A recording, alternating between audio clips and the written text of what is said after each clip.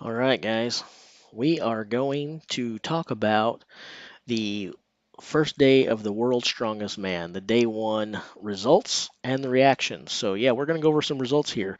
So, if you don't want to know, I would highly suggest that you don't watch this video because if you do watch it, there's going to be some spoilers. So, I guess this is your one and only spoiler alert. All right. So, uh, there you go. So that being said, you're going to get some results and my reactions to them, my thoughts on the first day of the World's Strongest Man 2022 because it did start out pretty exciting. And so I thought it'd be kind of fun to make a little video to discuss that. Instead of video, I decided live stream because I don't have time tonight to do any kind of editing or anything like that. And this is quick, easier, and based on my time schedule and stuff, I'm feeling kind of lazy. So we'll just do this live off the cuff. All right. So again, spoiler alert, spoiler alert, spoiler alert. Hit your back button if you don't want to know what happened or anything like that. I'll try to doctor the thumbnail if you're not watching this live so that it doesn't show what it's showing now. All right, here we go. So, interesting things about the way that day one shook up. Here's the first thing that I want to say. Uh, in all five groups, in all five groups, there was something very interesting that happened across the board. So we had two events today. We had the loading race and we had the deadlift ladder. Interestingly enough, all of the day one leaders in their groups won not only one of the two events, but they won both. So in other words, if you won the loading race, you also won the deadlift ladder. And this happened in all five groups. So I would chalk that up to a dominating start for five athletes. All right, so that's the first thing we'll look at. So right off the bat, Group 1, Tom Stoltman takes both. 5 points in the loading with 38.39, a fantastic time. The deadlift ladder completed all five reps, the only man in his group to complete all five reps, and that got him a 51.46 second time. So a great start to the event for the reigning world's strongest man. After that, day or group two, the hype train is real, guys. Mitchell Hooper wins both events on day one in Group 2 of the World's Strongest Man. The Group of Death, as it's been labeled. Hooper wins the loading race with the third fastest time of the day. And it was close. It was close. The only men that beat him were Martins Lisis and Alexei Novikov, and they barely did it. And in the deadlift ladder, he got all five reps done in 31:21, the fastest time by far. If you would pick out a standout performer on day one of the World's Strongest Man, it has to go to Mitchell Hooper. I don't care who you're a fan of. I don't care who you're rooting for. I don't. Mitchell Hooper is the standout stud on day one. The hype is real. I thought the kid might surprise some people. I thought he might do better than some people expected. Thought it was a little too early to tell. I thought maybe the stock on some people on him was a little high. I'm not willing to say he's your 2022 World's Strongest Man right now. There's a lot of stuff to go. But I'm on the hype train now. I'm a believer. The kid is real. The kid is legit. Dude, best performance of day one. Best performance of day one, Mitchell Hooper. Group two right now, we've got Gabriel Pena uh, in a narrow lead, 1 point lead in the second spot over Brian Shaw and Bobby Thompson. So if it wound up in a stone off between Pena and Shaw, I've got to go with Shaw. Shaw's going to be pretty safe in a stone off against just about anyone. And so, but not the greatest day for Brian Shaw really. So you can see that he's finished second in the loading race behind Mitchell Hooper, getting all five implements done in a time of 45 seconds. But here's the thing: he failed badly in the deadlift ladder. He only managed 2 points. The only person that he beat in the deadlift ladder was Konstantin Janasha, who only got 3 reps up. So there was a lot of people, going on and on about why that was. Did Brian do it strategically? Possible, but probably not. Um, it, uh, I think the thing is he just got beat in that second event in the deadlift ladder. He simply got beat by Gabriel Pena, Bobby Thompson, and Mark Felix. They simply beat him. I think that's all there is to it. But yeah, a lot of people are like, did Brian, was he saving some for the finals? Was he sandbagging this? Was he doing that? Well, here's the problem with that. Okay, first of all, um, if you look at it that way, you have to realize this is event two. There's a lot of events to go. Playing it safe at this stage really puts you behind the eight ball if you're wrong, because a lot of people can come and pass you, and now you have to dominate in the later events. I don't think that's what happened. Brian Shaw, after he was injured a couple years ago, his deadlift hasn't been the same. He has not the same deadlifter he once was. He's looked great the last couple years, but that's just a fact. He's not the same deadlifter he was. Very human and did not have a good performance. Now I don't know why. I didn't watch it live like any of you guys did because World's Strongest Man don't show us anything. Maybe something happened. We could speculate all day long. Maybe he tripped. Maybe he fell. Maybe this. Maybe that. I don't know. What I do know is Brian Shaw finished fifth place in the deadlift ladder. It was a stacked deadlift lineup. We knew that going into it. Uh, Seems like that was the case. Ignore the bed behind me. I didn't bother to make it. Okay. Anyway, so that's where we are with the group two. The good thing for Brian here is even if he doesn't win the event, he's going to win the stone off. But if he has another performance like that, another 2-pointer, who knows what's going to happen? Um, all right. And yeah, he's injured his hip. He's injured a lot of things lately. All right. Group three, which I think is the real group of death. And it's not because it has the star power in it. Yes, we've got a former world's strongest man, Alexei, up there. And like the pattern holds true, like I said, boom, 2 first place finishes. Alexei takes 6 points in the loading race. He gets another 6 points in the deadlift ladder. Great times on both. Alexei, phenomenal. If there's if there's another standout performer after Mitchell Hooper, it's going to be between Alexei and Lisi's. And I would probably go Alexei. I'd probably say Hooper is the stud of the day, and a very close second is Alexei, based on the times and stuff that I've seen put up in the points. So I think that it was a fantastic day if your name is Mitchell Hooper or if you're former world's strongest man, Alexei Novikov. Um, but here's the thing that I was going to say here too.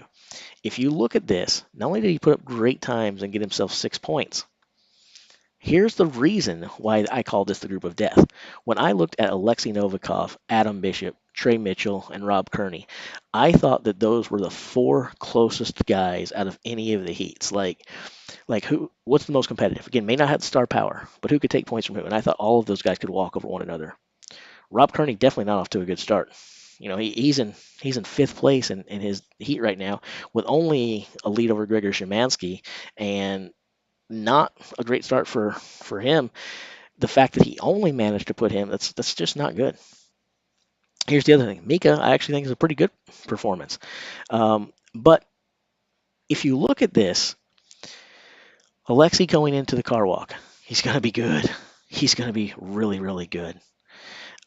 If he's already won these 2 events here, I think you've got to like Alexei's chances. Trey Mitchell and Adam Bishop, they've got some weak things and some strong things coming up. Same kind of thing with Kearney. But I don't think any of these guys have enough things coming up that can really do it. And the truth is, with Mitchell sitting there with 7 points, Alexei's already got a 5-point lead over Bishop. Over Mitchell, a 5-point lead. And he's got Bishop beat by 2. So at this point, I feel like the only one he really needs to fear going forward is Adam Bishop. That is worth mentioning because Alexei does not want to be in another stone off. He does not want to be in a stone off. He wants to win his group outright. But with 2 6-pointers to start out with on day 1, he's on the right track. He's on the right track. Alexei can win this group. So if you're a fan of Alexei, you got the feel-good drama of the Ukraine story going and hoping for good things for him, Alexei is doing great. He's in good position. So this is awesome. And thanks for the shout out there. All right. Group 4. Again, I made this joke during my live streams all the time, and it's true. We keep saying, Martins, he's here, he's there, he's every blinking where. But it's not true because somehow Martins is not at World's Strongest Man because they can't find a photo of this guy anywhere. Come on, you don't have a photo of the former World's Strongest Man and one of the most dominant people there. Apparently, Martins is gone. They've lost his photo, so I don't know what has happened here. But Martins may not have a photo, but you know what he does have? Performance. Performance. Today's world's strongest man, or the sport of strongman, the most consistent competitor across the board, top to bottom, I think is Martins Licis. And Mr. Consistency, he's being consistent. He starts out with a 6 pointer and a 6 pointer. So we were talking today, like, was Martins going to cruise his way to the final with what, like second and third place finishes to the end, or was he going to manage to pick up a couple wins or a win here and there? The answer is yeah, he's going to pick up some wins because he started by beating the competition in both of the first two events and did it rather convincingly both times through. So, uh, so a great start for Martins. Then Gav Bilton and Maxime Boundreau tied right now with 8 points for second. So Martin, with them splitting the points there, that is actually really good for Martins as well because that means he's got a 4 point lead over second place already. Wow. Wow. A 4 point lead over second. That's pretty dang good. Pretty dang good, guys. And so we see there that Martin gets a fast loading race time. Second fastest today, second only to Alexi, who we just looked at a moment ago. And then the deadlift ladder wasn't one of the faster times from the heats really in terms of group winners, but it didn't matter. He did what he needed to do and got through and pulled up first in his place. Someone's asking me here, did I think Gav would do so well? Um, and I'm a little bit surprised by Gav's performance. I did think that people weren't giving Gav the credit he deserved. Count me among them. But I think that oftentimes Gav is underrated. Although he's definitely one of those competitors, the events matter. And they matter a lot. But I feel like he stepped up. He stepped up today. Um, Max, I'm sure he would have liked to pick up another point here for sure on the deadlift ladder, just another point in general. But he's in good position too because he's a dang good stone lifter. So he wants to be in the second place position. I think he will get into the second place position before this is all said and done. Um, but I do think Max is one of the few guys who can win the stone off from the third place position. Not that he will, not that it's easy, not that I'm saying if it ends like this, Max is going to beat Gav in a stone off from the third place position. I'm not saying that. But Max is one of the few guys, the few, very, very, very few who can win from that third place position. And I think that third place rule, I think the stone off is stupid. The third place rule is the dumbest thing of all time. So, but yeah, Max is still very alive. So, um, moving on, the final group. Okay, Luke Stoltman. People were wondering how was yesterday the news and stuff that came out. How was it going to impact him? How was it going to affect him? Would it? I don't know if it did. I don't know if it impacted him none at all, or if it impacted him enough for him to go out there and say, I've got something to prove. I don't know. But Luke did win both events, just like the other four leaders. So he gets 5 points in the loading race. Very, very good time there. In the deadlift ladder, Luke was the only leader that did not complete 5 reps. Now, since he had the privilege of watching the other guys go, he probably and this is me speculating, me spitballing. We don't get to watch it. We don't get to watch. We don't know. I'm suspecting like you guys. Uh, he probably just decided not to even try. Why bother?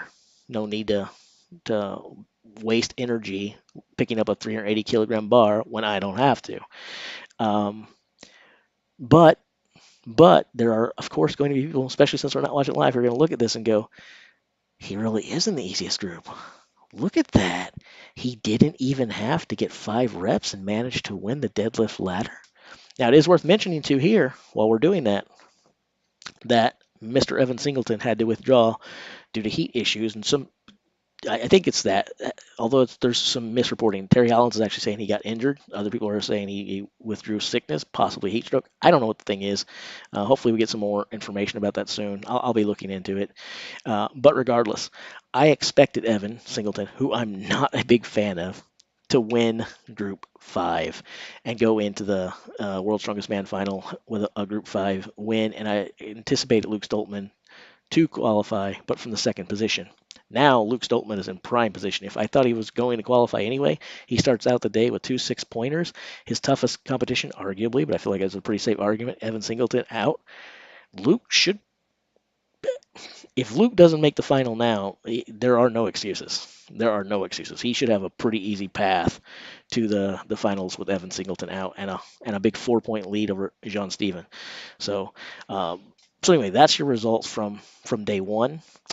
I was excited and turned on looking at nothing more than tables and spreadsheets. So if this can turn me on, if this can get me excited, you can imagine what it would have been like to be there. And I'm so sick and so upset that the World's Strongest Man doesn't let us be there. But that's it. Again, so that's how the things turned out. Leave your comments below in the video when you watch this about if this is what you expected, if there are any surprises, someone that really gives you a game up, someone who really let you down. Uh, Tell me what you think. Is this exactly what you pictured? Is there stuff that you thought was going to go better for someone? Or again, like I said, tell me what your disappointments are. But again, my walk away from day one, really, I'm going to go back here and show it again. My walk away from day one is that Mitchell Hooper is a freaking stud. Mitchell Hooper is a freaking stud. If he does nothing from the rest of the time on, his first World's Strongest Man outing was a success. There's nothing this kid can do now to feel bad. He can only hold his head high. But I don't look for him to do nothing from here. I don't look for that at all. I think he's going to do pretty freaking well. And so, um, did I have, if you ask me, and honestly, and I don't try to rewrite my picks and stuff like that, did I have Mitchell Hooper making it to the finals in his first World's Strongest Man? I did not. I thought he could. I thought he could, but I thought he would be on the outside looking in. I figured he'd probably finish like third in that group, maybe even fourth. I didn't think he would finish in fifth or sixth. I thought he would get in third or fourth, but I thought he had an outside chance to qualify. And from the third, of course, you can qualify, right? Well, at this point, the dude's not even going to have to get in there by a stone off. He's looking like he's going to walk away with this thing, and again, pretty dominantly. This is not just like cruising to razor close finishes in there with your event wins. He smashed them. He smashed them. So tell me what your thoughts are on him. Is the hype train real? And if it's not, why isn't it? What does the guy have to do to convince you at this point? Because he looks legit to me. Tune in with me tomorrow for day 2 of the 2022 World's Strongest Man. Should be fun. See you guys then. Oh, again, you're supposed to say something at the end of these, right? So go out and be strong. Or again, I'm super short. Be taller than me. I'll come up with a catch line between now and tomorrow. Later.